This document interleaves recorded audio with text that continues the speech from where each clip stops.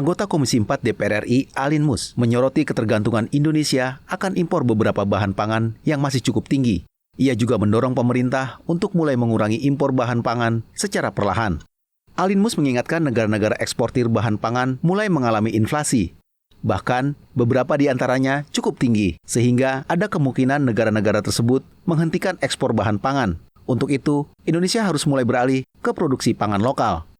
Ia optimis Indonesia sanggup memenuhi kebutuhan pangan sendiri dengan mengandalkan produksi pangan dalam negeri dengan kualitas terbaik.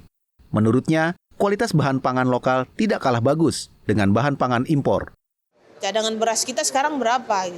Jangan sampai di bawah dari 1,5 juta dan tiba-tiba katanya kan sekarang saya melihat berita inflasi di negara-negara luar itu udah tinggi dan juga mulai masuk krisis. Jangan sampai mereka menutup impor dan kita tidak tahu mau cari jalan kemana untuk memenuhi pangan kita. Mengharapkan bahwa Indonesia bisa mandiri pangan, bisa berdiri sendiri. Di luar dari itu saya yakin dan percaya Indonesia ini subur, Indonesia ini makmur.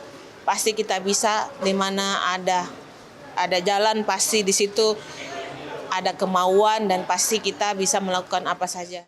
Badan Pangan Nasional menyebutkan pemerintah masih mengimpor beberapa komoditas pangan di bulan Maret hingga Mei 2023 lalu.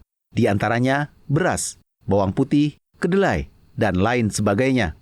Sementara itu, Vietnam, negara eksportir beras ke Indonesia, akan memangkas ekspor beras secara signifikan pada tahun 2030. Ken dan Rangga, TVR Parlemen melaporkan.